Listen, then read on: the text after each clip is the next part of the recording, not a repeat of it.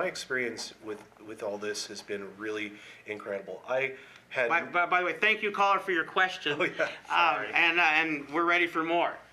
my experience with this so far has really been enlightening and eye-opening. I was not involved in the medical marijuana industry at all a year and a half ago. It was, I really didn't know anything, and the volume of information that I have gained in that time has been incredible. Far from marijuana being an entry or a gateway drug, I found it to be the exact opposite. I found it to be an exit drug. We've had so many patients who have come in and said, Talon, I've had 10-year opiate painkiller addictions that I've been able to get off of strictly by using this medical cannabis, and that's powerful. Okay, let's see what our caller's got. You're on Growing Green, caller. How are you today? Fine, how are you? Good. How can I help you? I was just wondering if there's a difference between cannabis grown in hydro systems or cannabis grown in dirt. That's a good question.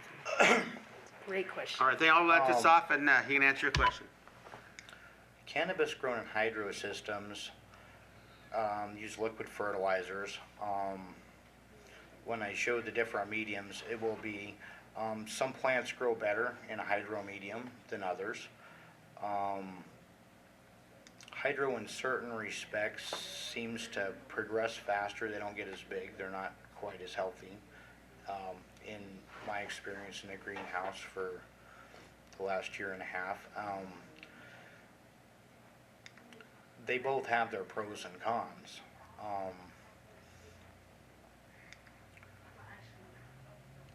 I don't exactly know how to phrase it. Certain plants work really good in dirt and they don't respond so well in hydro.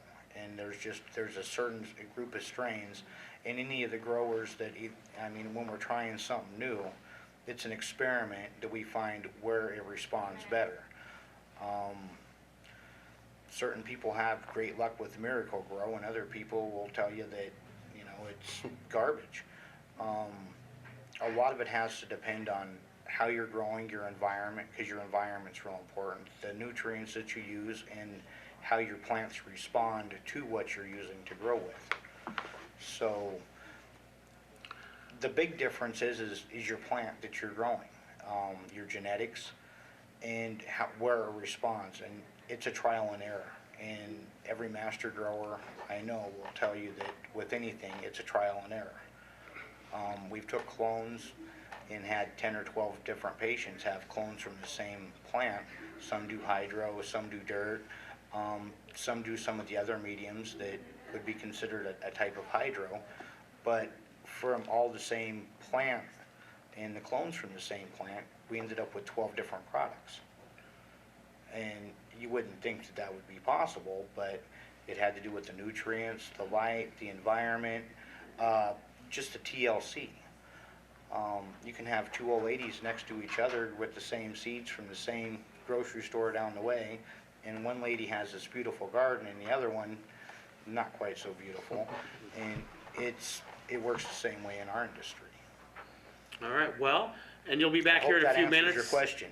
And thank you for that question, because we need that phone to ring more and have shorter answers and more questions. But we'll get there. We got 8 weeks. But this is an interactive show. So for this to work, just like with the legislators and everybody else, we need your help. We need you to be calling in. We need you to be calling your senators, your governors, your legislatures, writing people. Be involved, because this affects you. Now, we're going to take it from here. We're going to thank you guys so much. I guess we're going to take one more really quick call before we switch over to Tiffany from Tiffany's Treats. You're on the air with Growing Green. Yeah, does it matter if I eat marijuana versus smoked marijuana with the effects? The ingestion method for taking your cannabis is going to give you different results. When you smoke your cannabis or you smoke your marijuana, the effects that you're going to feel are going to be immediate. That's one of the things, and it's one of the reasons why people like to be able to smoke it, because unlike taking an aspirin or taking or eating an edible or anything else like that, the effects and the relief that you feel are immediate. However, and so that makes it easier to titrate your dosage or to take just enough for what you need. When you eat it, or when you eat an edible, oftentimes the results will last much longer, but the onset will take a little bit longer. So the effects are a little bit different, and we always recommend to patients to find the ingestion method that's going to work the best for you and your condition. If you have COPD or chronic, obstructive pulmonary disease, we're not going to advise that you smoke. So. Awesome. And I bet Tiffany can tell us some more about that. So we're going to go to Tiffany from Tiffany's Treats, and she's going to show us how to make Rice Krispies in our microwave in 5 minutes using marijuana butter. Make your own edibles. Go ahead, Tiff. Hey, thanks for coming and watching us today. Today I'm going to make Rice Krispie treats using cannabis butter. We're going to start with a 1/4 cup of butter. We're going to put it over the marshmallows and mix it in well. And then we're going to head over to the microwave and put it in for about 1.5 minutes. You're going to want to check your marshmallows. Microwave times may vary. You don't want to have an explosion of marshmallows in the microwave. So we're going to mix this in here really good. You want your marshmallows to be really coated with the butter so that you don't have to worry about separation later. That looks pretty good here. Now I'm using cannabis butter today, and next week I'm going to be talking about how to make that cannabis butter. Everybody's methods may be different, but I'm going to be showing you a way that you can have the same dose every time. So I'm going to put 2 minutes on the microwave. I have lupus. Every day I use medical cannabis to help moderate pain and other things in my life. I like to smoke for instant relief, but I also like to eat cannabis so that I have a lasting effect.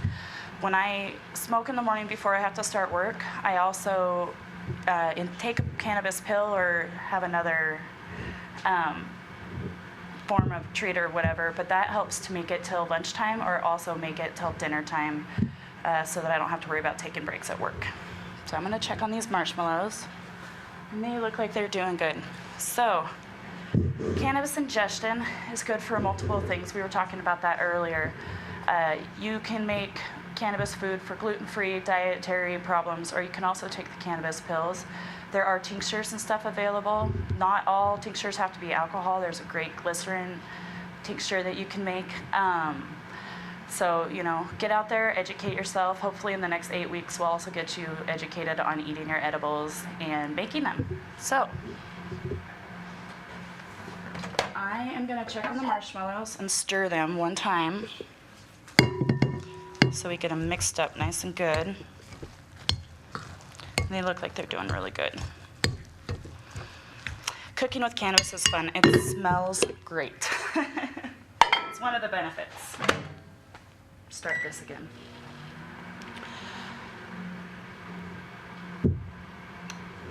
So after the marshmallows are done, we're going to be using about 4 cups of Rice Krispie treats. In my treats, I like to add some M&Ms. They're kind of fun. I'm going to put a little bit more time on this. You can mix any kind of candy that you want. You can actually add raisins or coconuts or any healthier things. The nice thing about making Rice Krispie treats is if you don't add anything extra, it's gluten-free, which is, sometimes making gluten-free things can be a little bit problematic. You use Rice Krispies, which is rice, and the butter and the marshmallows do not contain any glutens.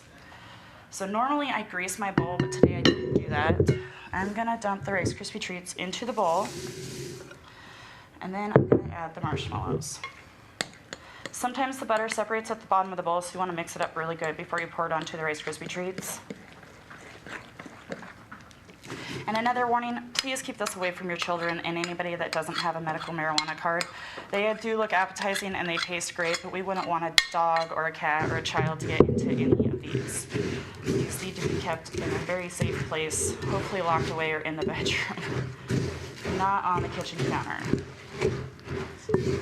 I like to add a lot of marshmallows in mine. They make them last a little bit longer. Nice thing about Rice Krispie treats is that you can cut them into any size and take as much or as little as needed. With treats, I always say that, take a little bit at a time, and then you can always add more, but you can't really take it away.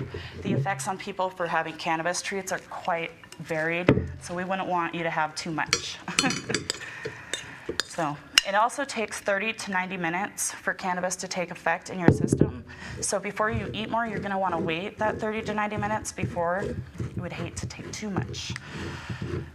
And if in the point you did feel like you took too much, drink some fruit juice, lay down. Nobody's ever died from cannabis, ever.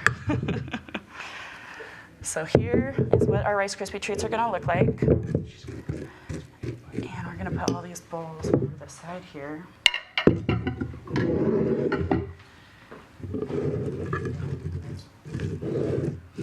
Don't they look pretty with the M&Ms? All right. Thank you very much for being on the show with Thank us. you very much. All right. Next week, she will be back with us to show us how to make butter, right? Yep, I will be here All making right. butter. So stay tuned for next week. Awesome. Thank you Cool. for having me. Thanks. We're the Montana Cannabis and Hemp Foundation, your mature, professional, reliable caregivers located at 401 West Broadway, Suite C, Missoula, Montana. Welcome back. Thank you, Tiffany, so much for all that information, Yes. which is pretty quick.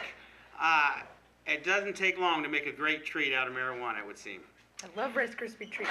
So coming up next, we got Jason Barkey banging around in the background because we have a small studio to work with. And he's going to give you a demonstration or at least some lowdown on soil and what you can do at home.